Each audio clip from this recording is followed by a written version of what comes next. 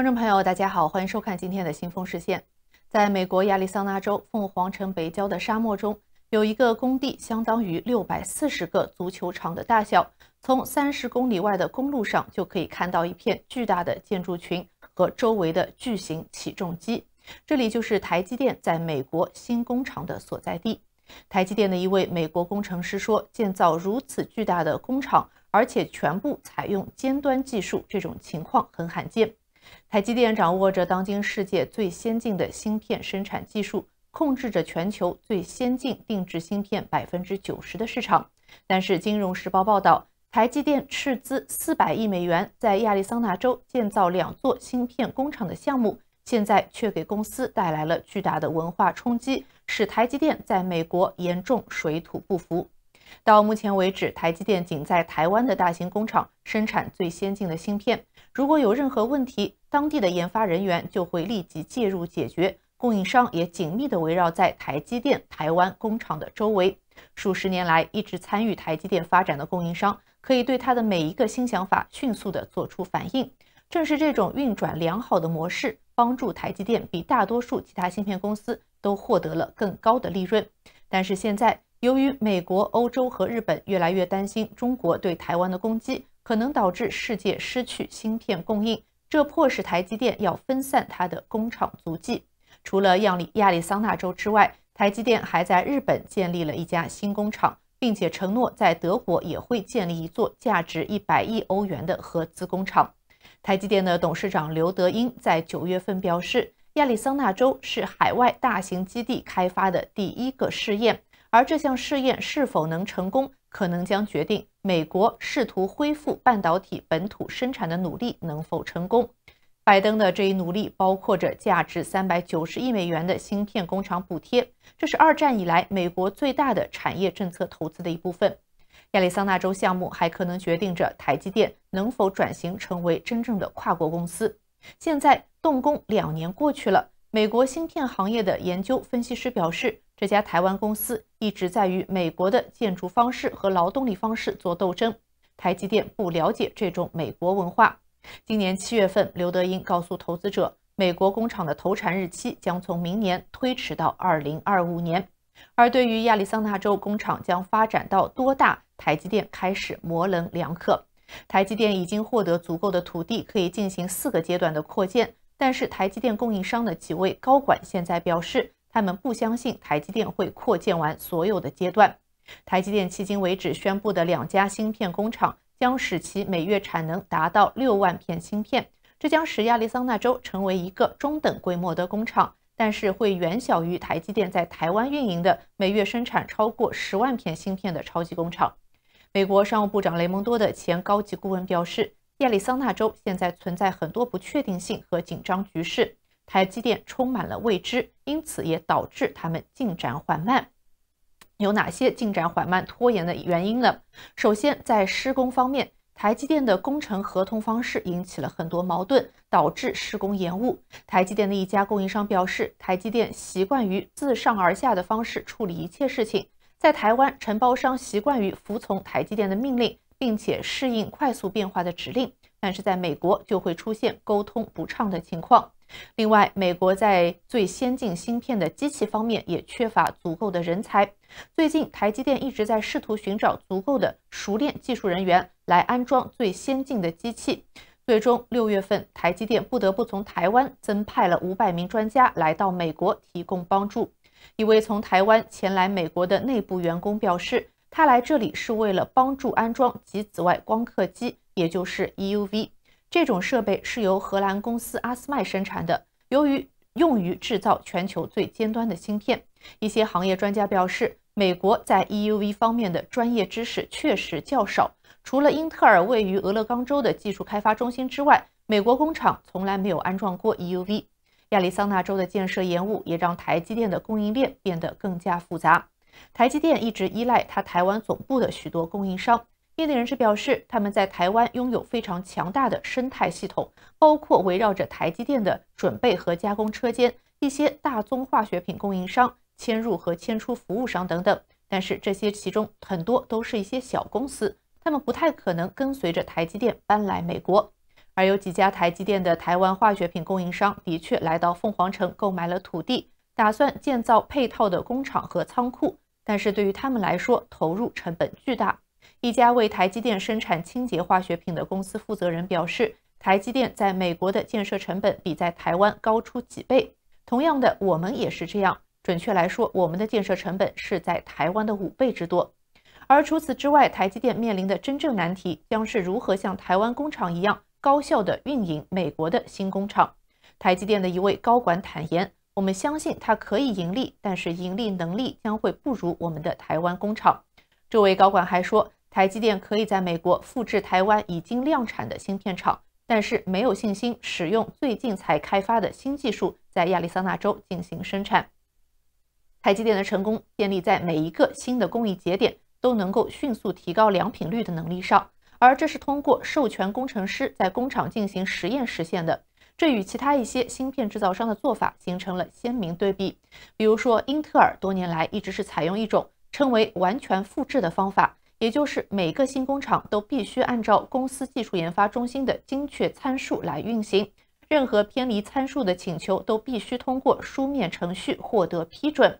美国公司使用这种受控流程来确保芯片产品的一致性。然而，在台积电，工人有更多的自主权来调整表盘以提高产量，这就是他们实现英特尔从未有过的效率的原因。分析人士认为，台积电自己的这种模式是它制程技术寿命远超竞争对手的主要原因。然而，台积电的做法在很大程度上依赖于拥有研发新工艺技术的研发团队，并且他们要在距离工厂1小时的车程范围内就能赶到。而亚利桑那州和台积电总部之间的飞行时间为20小时，台积电很难再使用同样的工作模式。一些有经验的芯片工程师表示，只能启动远距离模式。新工厂将派一名种子工程师前往现场，为期1周至3个月，然后再回台湾，在另一端来实现问题。除了高级工程师的难题之外，台积电还面临着本地招聘的挑战。行业专家表示，台积电为台湾工人提供的灵活性将很难用美国劳动力来复制，因为如果芯片厂工人技术精湛的话，你就可以赋予他们更多的权利，而这在美国却做不到。台湾的技术工人通常已经完成了4年的工程专业学习，但是在美国，如果是工程专业的毕业生，那么他们会想去苹果或者脸书工作，而不会想来到工厂。在凤凰城，这个问题显而易见。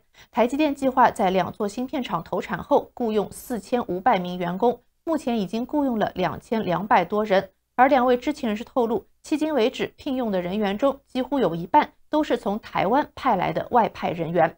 台积电正试图通过支持当地大学的工程学院来为公司培养人才。一位本地的大学生表示，明年完成硕士学位后会考虑在台积电工作，因为薪资非常好。但是听说台积电工作时间长，而且很难请假。他称这是亚洲企业文化的一个特征。大学生表示，如果台积电想在这里具有吸引力，就需要更多的向英特尔学习。而说到亚洲文化，分析师表示，台积电的日本工厂的建设进展要比美国工厂顺利得多，因为彼此的文化更加的接近。台积电已经意识到这些深层次的差异。据知情人士透露，过去的12个月中，已经约有6000名台积电员工接受了跨文化培训。分析师表示，台积电建立声誉之后，需要培养一支稳定可持续的当地劳动力队伍，不能永远依赖台湾人来经营美国工厂。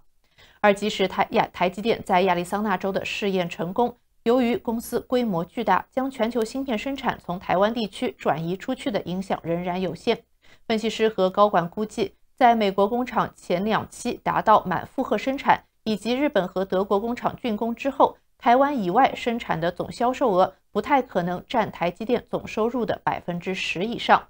但是美国观察人士表示，这至少是重建美国芯片制造能力的第一步。美国商务部的前顾问称，拥有一定的能力总比零好。而有意思的是，已经被美国商务部列入黑名单的中国大陆最大的芯片制造商中芯国际，现在却在美国的业务蓬勃发展。华尔街日报报道，中芯国际去年从美国半导体设计公司手中获得了创纪录的15亿美元的收入，占其总销售额的1/5。今年5月，大批美国半导体行业的高管还聚在一起庆祝这家中国公司在加利福尼亚州的办事处开业。高通的资深副总裁罗文成也到现场进行了庆贺。他在发言时还说：“我希望有一天我们能够看到中芯国际在美国建立一座芯片工厂。”活动视频显示，他的言论赢得了人们的掌声。中芯国际的负责人也表达了感谢。然而事后，高通的发言人则称这句话是开玩笑的。这段被发布在 YouTube 上的活动视频后来也被设置了观看限制。尽管被列入商务部的黑名单，中芯国际在美国半导体行业仍然发挥着不可或缺的作用。负责管理出口管制的商务部向美国公司发放与中芯国际合作的许可证。这种情况使得中芯国际成为争论的中心。有影响力的鹰派国会议员认为，美国目前的限制措施存在漏洞。通过允许中芯国际获得一些美国的技术和资金，美国正在帮助中芯国际获得尖端能力，并且生产可能用来对抗美国的芯片。拜登政府则反驳称，这些限制使中芯国际无法掌握最先进技术。美国应该在国家安全与允许商务往来之间取得平衡。最近几周，华为发布了最新款智能手机，令美国感到震惊。因为行业分析师称，这款智能手机采用了中芯国际制造的先进芯片。中芯国际没有透露它是如何生产7纳米芯片的，而这正是美国控制措施旨在阻止中方的突破。目前，华盛顿的各种措施都没有禁止美国公司与中芯国际开展业务。虽然商务部的实体名单通常被称为黑名单，但是被列入黑名单并不禁止与该公司的交易，它只是要求美国公司向商务部申请向名单上的公司销售产品的许可证。而事实上，美国商务部已经发出了许多许可证。根据2021年发布的数据，在2020年11月9号至2021年4月20号期间，商务部至少批准了美国公司向中芯国际出售数百亿美元商品的请求。中芯国际来自美国客户的收入多年来一直在攀升，并且在去年创下历史新高。美国半导体公司和工具制造商长期来一直表示，与中芯国际等中国实体开展业务有助于他们的盈利。这些公司称，他们不会损害国家安全，因为他们不向中芯国际出售最先进的设备。而在2020年参与将中芯国际列入黑名单的名单制作者表示，现在政府狭隘地专注于保护最先进的芯片，而让中芯国际的旧芯片基本上毫发无伤，这是有问题的。因为担心中芯国际不太先进的芯片也能使该公司产生大量的收入，从而为先进芯片的开发提供资金。但是分析人士也表示，如果继续不断收紧与限制，将会造成更大的地缘政治挑战。以上就是今天新风视线的全部内容，感谢您的收看。这里是华尔街电视，如果喜欢记得点赞并且订阅我们的频道。我们下期节目再见。观众朋友大家好，欢迎收看今天的新风视线。拜登政府最近在收紧对华限制方面头很大，两党议员都在要求拜登禁止美国公司开发在中国被广泛使用的一种免费开源芯片技术，这为美中科技冲突又开辟了一条新的战线，并且可能从根本上改变国际科技行业的合作方式。这一战线就是关于 RISC-V， 这是一种开源技术，可以与英国芯片设计巨头 ARM 的专有技术相竞争。从智能手机芯片到尖端人工智能计算机， RISC-V 都可以成为重要的组成部分。一些美国参议员正在敦促拜登政府基于国家安全对 RISC-V 采取行动，其中就包括众议院的共和党主席马可·卢比奥和民主党参议员马克·沃纳等等。国会议员们担心，北京正在利用美国企业之间开放合作的氛围来发展自己的半导体产业，这可能会削弱美国在芯片行业的地位，并且帮助中国实现军事现代化。这是美国首次考虑对 RISC-V 的开发采取限制。众议院中国问题特别委员会在给路透社的一份声明中表示，商务部应该要求任何美国个人或公司在与中国实体就 RISC-V 进行合作之前获得许可证。这些关于 RISC-V 的这个监管提案是美国和中国之间围绕芯片技术的斗争当中的最新一项内容，而是否收紧对华限制的问题本月正在升温。众议院外交事务委员会主席麦考尔对路透社表示，如果美国商务部负责出口管制的法规的部门不采取行动，那么他将采取立法行动。卢比奥则说，中国正在开发开源芯片架构，以逃避我们的制裁，并且扩大中国的芯片产业。如果美国不扩大出口管制来应对这一威胁，中国最终将取代美国成为芯片设计的世界领导者。五角大楼下属的国防高级研究计划局则为 RISC-V 技术提供了部分的资金。该技术是起源于加州伯克利大学的一个实验室。作为一种开源架构 ，RISC-V 在其官网表示，它没有任何政治立场，欢迎来自世界各地的组织在这个处理器创新的时代来共同协作。而在关于美国应该如何应对日益强大的中国方面，我们经常看到的一个现成的解决方案就是要遏制。就像我们刚刚提到的，卢比奥等议员的态度就是，一旦看到有任何中国可以利用美国技术的漏洞，就立刻采取遏制措施。那么在冷战时期，美国通过遏制赢得了冷战，使美国能够在不与苏联发生直接战争的情况下遏制苏联的实力。因此很多人就觉得这是一种行之有效的方法，美国应该将它再次应用于当今的竞争对手中国。而外交事务网站最近就发表了一个不同的声音，认为遏制中国是过于自信，并且是具有误导性的。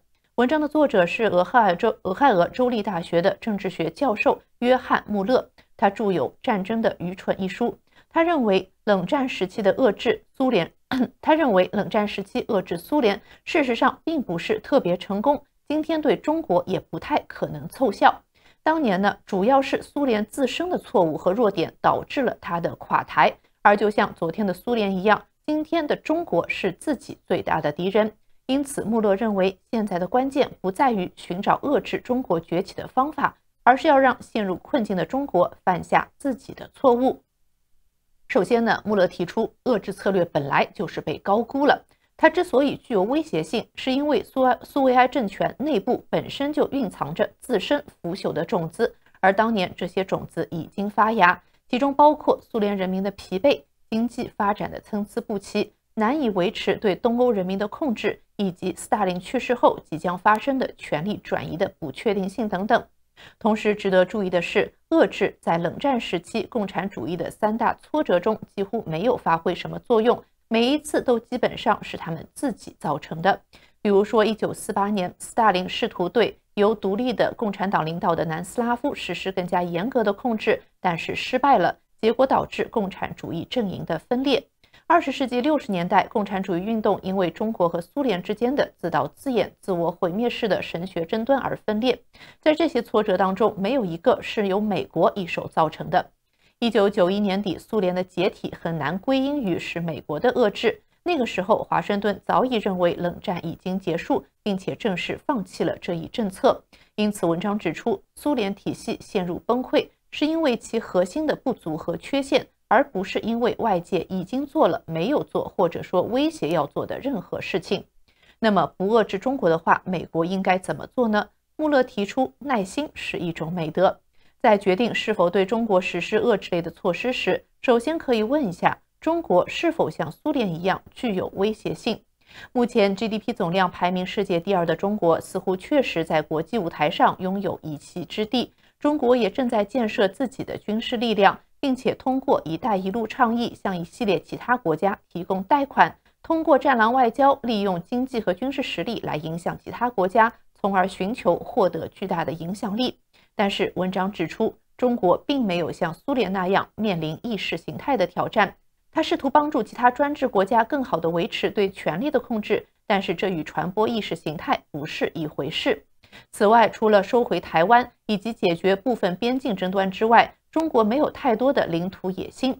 对中国来说，最令人不安的是它日益增长的国内困境，而这一困境很大程度上源于习近平决心将中国共产党的统治置于经济利益之上，由此产生的问题是无穷无尽的，包括腐败盛行、环境恶化、增长放缓、政府政策反复无常、企业效率低下、统计报告造假、人口迅速老化、生产严重过剩、巨大的青年失业率、不断增加的债务、房地产泡沫、不安定的少数民族群体、西方投资者的疏远，以及对公民自由的限制等等。3年的疫情也压抑的令人们对共产党的信心和可信度似乎也有所下降。这一变化也可能会给共产党的长期执政带来长期的后果。此外，中国近年来为了被视为大国所做的努力似乎也收效甚微。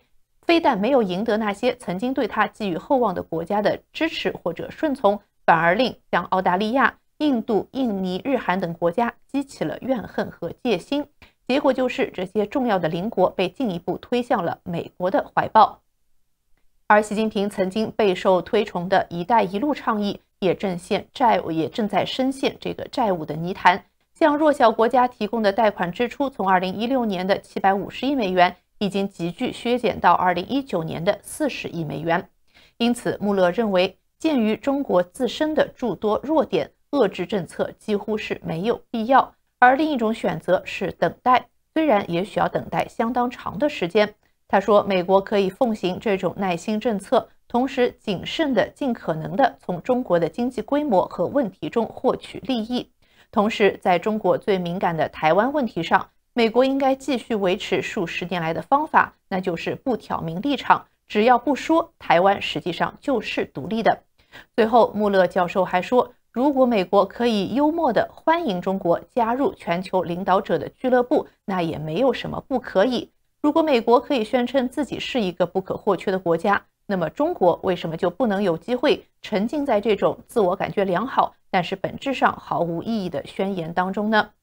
冷战的教训并不是在于持续的遏制对手、削弱对方力量方面的价值，冷战是关于后退、保持冷静，让对手体系中的矛盾显露出来的智慧。坎贝尔曾经在2018年在外交事务网站上的一篇文章中说，美国总是过分地认为自己有能力决定中国的走向。与其重复这种错误的做法，决策者不妨牢记拿破仑的一句格言：永远不要在敌人犯错误的时候打断他。以上就是今天新风视线的全部内容，感谢您的收看。这里是华尔街电视，如果喜欢，记得点赞并且订阅我们的频道。我们下期节目再见。This past Saturday, the terrorist organization Hamas launched a brutal attack on Israel. The footage going around that day was quite horrifying as the IDF and Israeli intelligence were seemingly caught off guard and civilians took the brunt of the violence. Now, Israel has declared a state of war and has since begun retaliatory attacks. This happened to coincide with a visit to China of 6 U.S. senators, one of which, Chuck Schumer, expressed his disappointment directly to Xi Jinping for the PRC's lack of condemnation, which was, I think, reminiscent of their reaction to the Ukraine war. China has been rather quiet, calling for restraint on both sides, but avoiding the specifics and the brutality. Miles, what are your initial reflections on this act of war against Israel and China's reaction to it? Well, first lesson we should learn is we let our guard down, and at dawn, good people slept in the morning, and not allow the terrorists to take advantage and launch this unprecedented, brutal attack. Constant vigilance is the price of liberty. And this applies to the Taiwan situation, to Indo-Pacific as well. So that's number one. This is about peace in the Middle East. The upcoming Israeli-Saudi peace initiative is going to be very significant. People who are the enemy of peace do not like this. That's why there's a Hamas attack. And they want to disturb the peace process. And the country behind all this is Iran. Now, you mentioned about these two countries, Saudi Arabia and Iran. They're both strategic partners of China. So China could play a very important role in this crisis, but China chose not to because they did not want to take side. They failed to condemn the Hamas terrorist attacks. And by virtue of that, they failed to condemn Iran's role in this. And this is very peculiar. And so yesterday there was a discussion in UN Security Council. China's position is also very ambiguous and opportunistic in a way. It calls for ceasefire. I mean, Israel has a right to retaliate, to defend its country. At this point, you call for ceasefire. Basically, you're opposing Israel's right to defend itself. Secondly, China's emphasis is on this so-called two-state solution. This sounds all very good. I mean, it is also a long-standing policy of the United States government too. In other words, there should be the Palestinian state, there's the Israeli state. The problem is the majority of people in Gaza, they do not recognize Israel's right to exist. And that's the problem. And for China to champion this two-state solution, it sounds very weird and strange.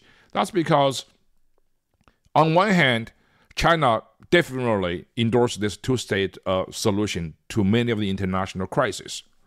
For example, China recognized both former East Germany and West Germany. China now recognizes both North Korea and South Korea. When it comes to its own crisis, China never recognized Taiwan should also be concluded in its two-state solution. So China say one thing and does another. And so there's very little credibility on that. Taiwan and China, there are two states. That's the ultimate solution. China does not want to contemplate that. The continuous avoidance of condemning the culprit, in this case Hamas, shows China really does not have the credibility to be the global leader because principle matters. I'm glad you mentioned that. I mean, it does seem like China has long tried to maintain a sort of balancing act between countries that have tensions. And this is really evident in their stepping into the Middle East since the U.S. has stepped out. They're trying to mediate between Iran and Saudi Arabia without taking a clear side in any of these longstanding disputes. Do you think that this could be a decisive moment in compelling them to have to take a stance? I mean, there's been some concern in recent years, especially from the U.S. perspective, about Israel getting closer to China. Will this force them to begin to choose sides? And could you maybe talk a bit about what Israel-China relations have been like up until this point? Israelis have a very friendly relationship with China. I would not say, as solid as the Israeli relationship with the United States. Mostly on a transactional basis. Now, you mentioned about the challenge to Americans' foreign policy. That's very true. These Hamas attacks on Israel actually pose a serious challenge to peace. And not only that, but also pose a serious challenge to European and American leadership. Let's just say Europeans. There have been a lot of Muslim immigrants in many European countries in recent years. And those immigrants have become a very big domestic political issue in those countries. Some of the leaders cave into the extreme rhetoric coming out of the Muslim communities in their country, and they basically, became coward, did not really rise up to the moral challenge. But this is the challenge to European countries. I'm so glad to see leaders from most European countries, Germany, France, Denmark, Sweden, Norway, Spain. Most of the countries have now made it very clear that they condemn the Hamas terrorist as the culprit for the current crisis. Some other countries, should also learn the lesson. You look at Canada. Canada has a very strange relationship with India right now, and because of this assassination accusation. Whether true or not, I think Canadian could have done a better job in dealing with the Indians through a much less confrontational approach. The reason Canadian government has done this is because there are over 800,000 Sikhs who live in Canada, who play a very important role in some of the key voting areas in Canadian politics. So I think that's a very, very disturbing development. I'm not saying Canada is wrong or India is wrong. I'm saying there's a better way to deal with the major problems among two democracies, particularly when the world is facing the major challenge from China. Both Canada and India are very strong support of the American strategy focused on China. So that's why whatever is going on in Hamas poses a serious challenge to European leadership. To American leadership, what's going on in Hamas also is very, very important. That is a major distraction for Americans' strategic focus on China. This administration has been fighting the temptations to shift American strategic focus on China and go back to Europe and the Middle East. Ever since the outbreak of the Ukrainian war, you can see a constant urge by Europeans, by some elements of American polities, to urge America to back to European, to strengthen NATO, to engage there, to basically have our boots on the ground, to reshift our strategic focus back from Indo-Pacific to Europe on account of the Ukrainian war. Now, the Middle East right now is also another crisis. So I hope that our leaders will not be tempted by these distractions and shift our focus on China away back to Europe and to the Middle East. We should learn history lessons. In 1948, 1949, the Soviet Union manufactured a Berlin crisis by blocking West Berlin. And we responded with the overwhelming Berlin lift.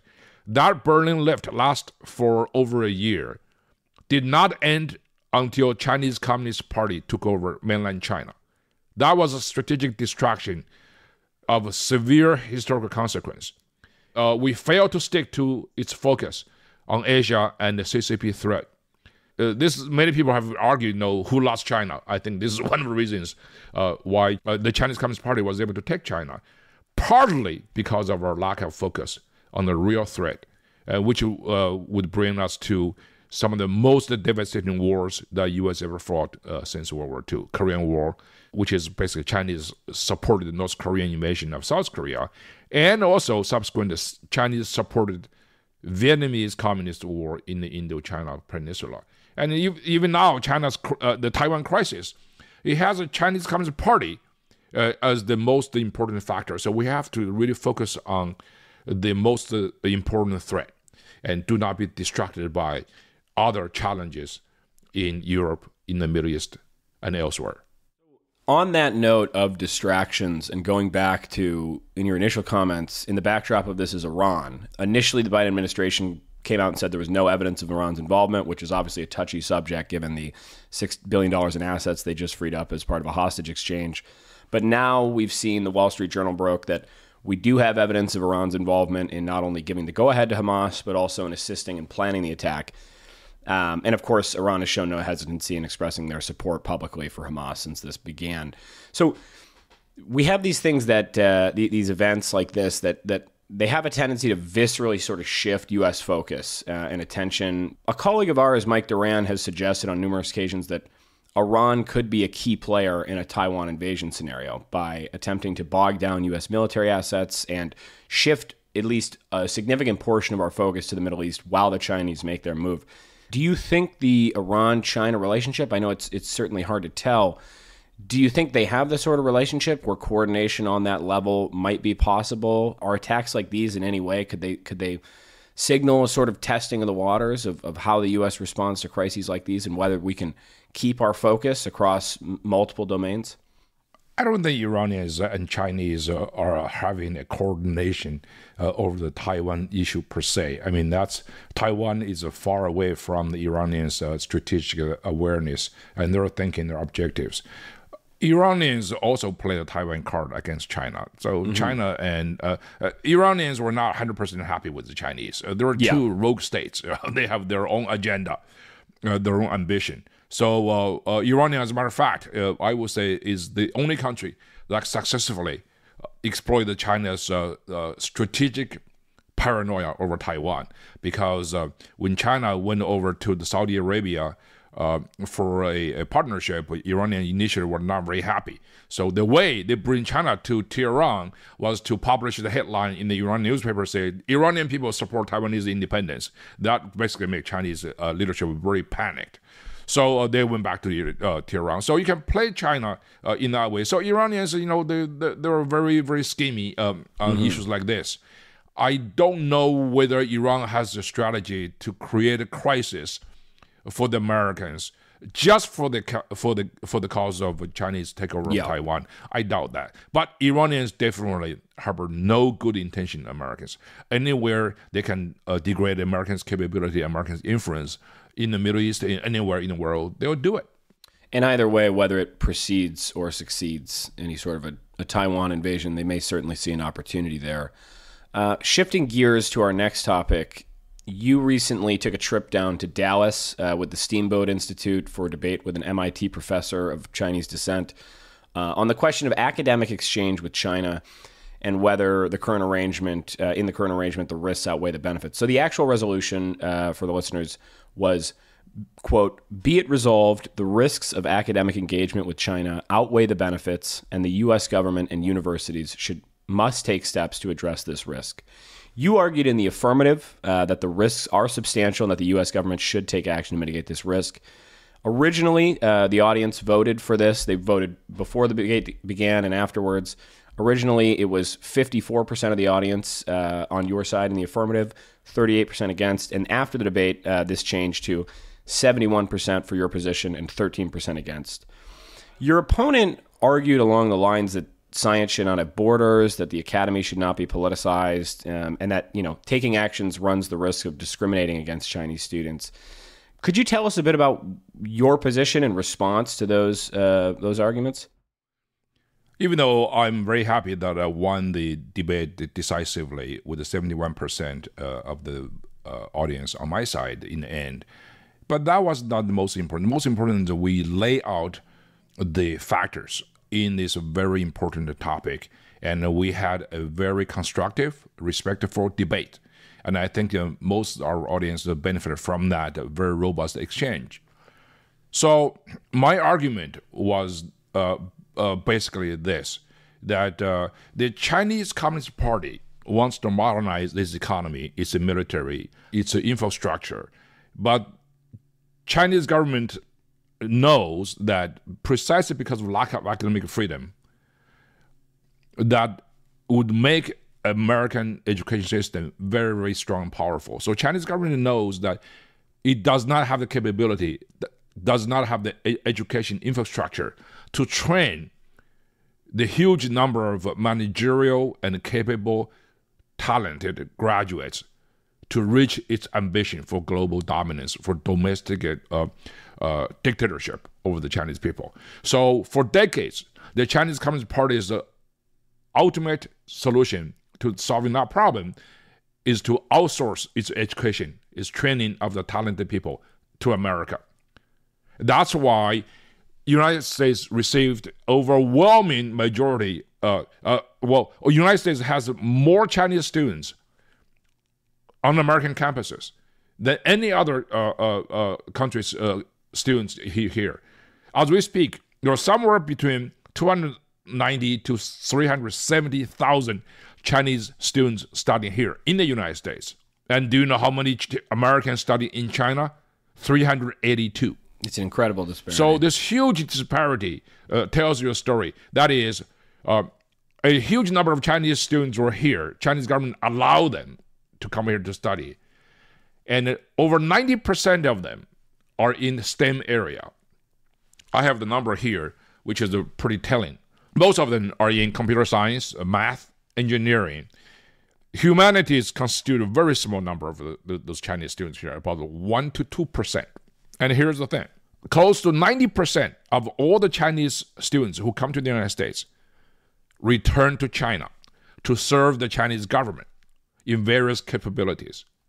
So that's basically what China wants to do. They want Americans to train its talented graduates to benefit China, not the United States. In comparison, India also is a country that sends a huge number of students to America as well. But only 20% of them go back to India. 80% of them stay in the United States, serving American industry and American society in a very positive way. Now, my opponent argued that, many of them, most of the Chinese would not go back because the American government would not give them opportunities. That is also not true. United States does not have a particular immigration policy tailored to one particular country. India, China, Indian students, Chinese students are facing the same challenges if they want to stay in the United States. If you want to stay in the United States, there are many ways to do so. And the majority of the Indians, they're trying their best to stay in the United States, 80% of them. Majority of the Chinese students choose to go back to China because they did not try as hard as the Indians have done.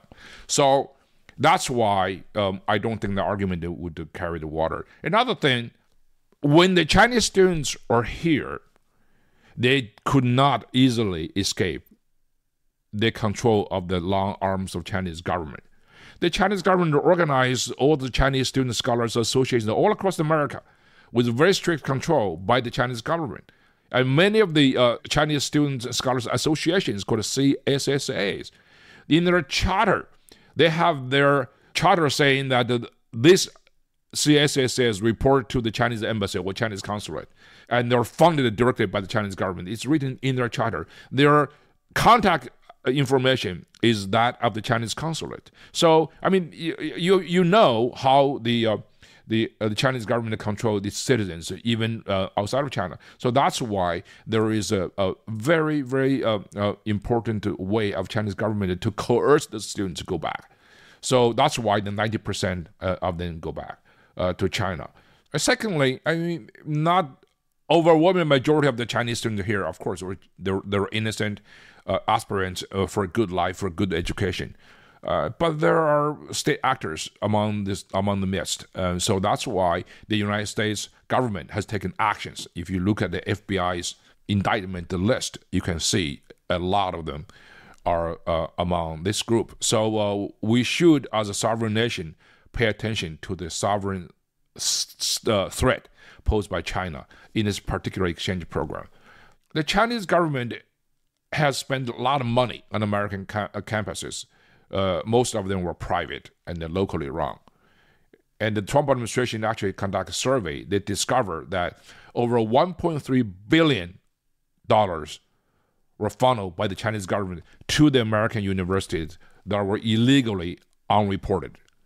They were supposed to report to the government education department. They did not. But I will say this, in light of what's going on in the COVID crisis, we should learn the lesson that academic engagement with China is very dangerous. It corrupts Americans' research ethics and their moral responsibilities. That's because there are rigorous ethical regulations and public safety regulations in the United States. If you want to conduct research, particularly on primates and human subjects, you would have to get a very prolonged process to get approval. Many of the scientists do not bother with that kind of process. They go to China. They easily sign up with Chinese partners and universities to do dangerous research. The Wuhan Institute of Virology was doing dangerous gain-of-function research that was banned by the U.S. government.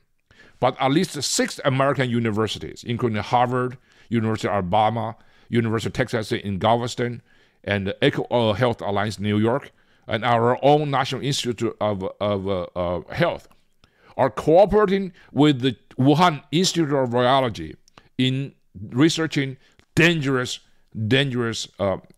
projects, including gain-of-function research. That is basically ethical corruption, moral responsibility corruption. It's very dangerous. China is not a land of opportunity. China is a land of irresponsibility and dangerous ethical lack of discipline. My opponent actually made a very good point.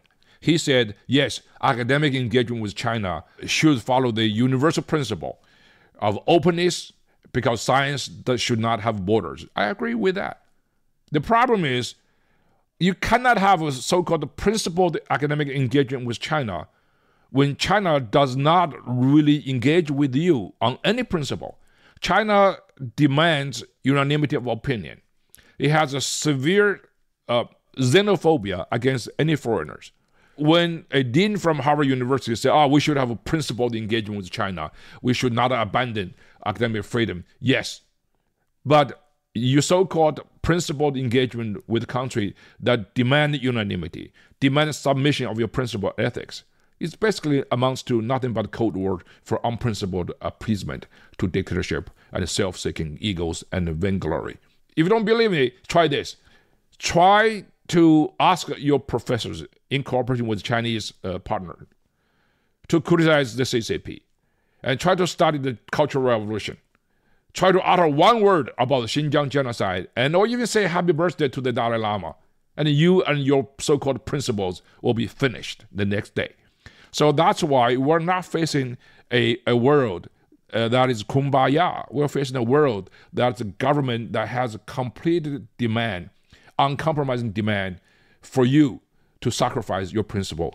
So, I mean, with these problems you've articulated, the coercion of Chinese students, the sort of erosion of our own academic principles through, these state-sponsored, state-run Chinese student organizations on our campuses, and even the erosion of our scientific ethics with, the sort of research our scientists are able to do going over to China. What should our academic relationship with China look like? I mean, especially if, as you stated in the beginning, we really are sort of facilitating or allowing China to outsource its STEM, professional development, education to the United States for the benefit of the Chinese Communist Party. Number one, we have to be very aware in every our policy, our national policy about China. The U.S.-China relationship is one of strategic competition. That's a nice way of saying China is the number one national security threat against the United States. So, that being said, we have to keep in mind our academic engagement is massive. That has to be put into the framework of national security concern. The Chinese student body in the United States on American campuses, which are mostly local and private, constitute about 40% of the entire international student body in the United States. There are 180 plus countries that send their students to the United States. 40% of them are from China. So this is a state-guided policy by the Chinese Communist Party. We are training the elites, the managerial talents for the Chinese Communist Party. Once you go to China, it's always very nice to say, hey, listen, these guys go to China to contribute to China's private economy, to work for their own career. Yes, but those who say such things ignore the Chinese reality. Whoever is talented, whoever is trained very well in the United States, go back to China. You can never escape the arm of Chinese government. You cannot be left alone. The Chinese government will come to you or work for them. You have no other choice. So this is why it's a national security threat. Number two, and I think we should really follow the Americans' regulations and laws for full disclosure. If you receive foreign money, particularly the Chinese Communist Party's money, you should report as a law required. Otherwise, you would be face some kind of punishment and penalty. Implementation of our academic regulations should be strengthened. I would also say that we should not be subjected to the temptation of treating all Chinese and even Chinese Americans as suspect. There is a law. My opponent raised the issue of FBI's China Initiative, or Department of Justice China Initiative. The China Initiative actually is a very interesting organization. Now has been disbanded by the Biden administration. FBI is a law enforcement agency. FBI itself is not the law. It's not even above law. Law enforcement, you arrest people, you arrest a suspect, right? You go through the legal processes. You win some cases, you lose some cases. So you cannot just say, yes, pick one case that FBI could not really prevail in the court of law to say, this is the use of excessive force to target and discriminate a particular ethnic group. For every single acquittal of FBI's case in the court, there are multiple more convictions and guilty pleas. So this is not just about the ethnic Chinese Americans. The FBI also charged some non-ethnic Chinese scholars who have done something wrong in this regard. The former professor who is the chair of the Harvard's chemistry department was charged and found guilty. There's another gentleman also who's non-Chinese and who was found guilty. And so this is not about, if you read the news recently, the FBI has charged some of the suspects who have been engaged in espionage for China. I mean, there are some ethnic Chinese, and the two sailors, for example. There's also some non-ethnic Chinese. So to use this racism card to play in American law enforcement is very dangerous. And most importantly, it's factually untrue.